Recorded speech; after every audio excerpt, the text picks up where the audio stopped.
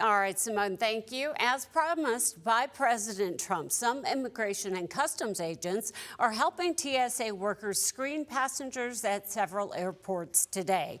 TSA staff continue to work without pay due to the partial government shutdown.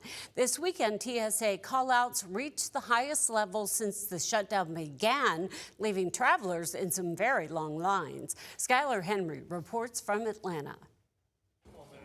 Immigration and Customs Enforcement agents patrolled Atlanta's Hartsfield-Jackson International Airport Monday to assist TSA officers who are working without pay during the partial government shutdown.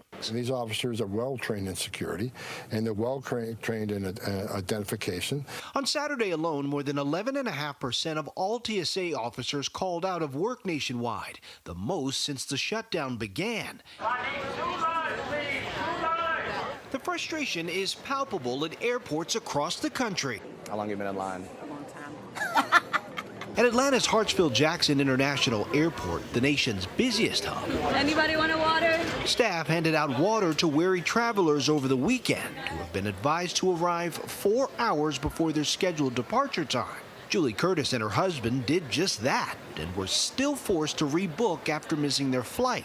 We've just been standing and seeing our feet are killing us, and my husband has a heart condition on top of that. President Trump said Monday he doesn't want ICE agents wearing masks at the airports.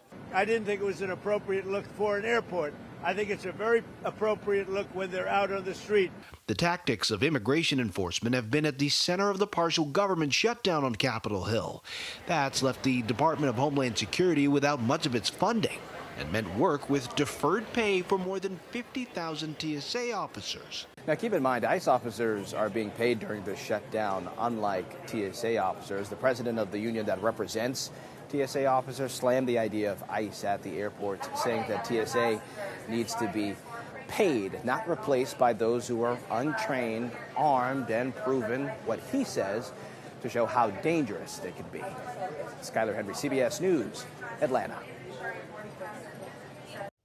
President Trump now says he's considering sending in National Guard troops to help airports if ICE agents are not enough.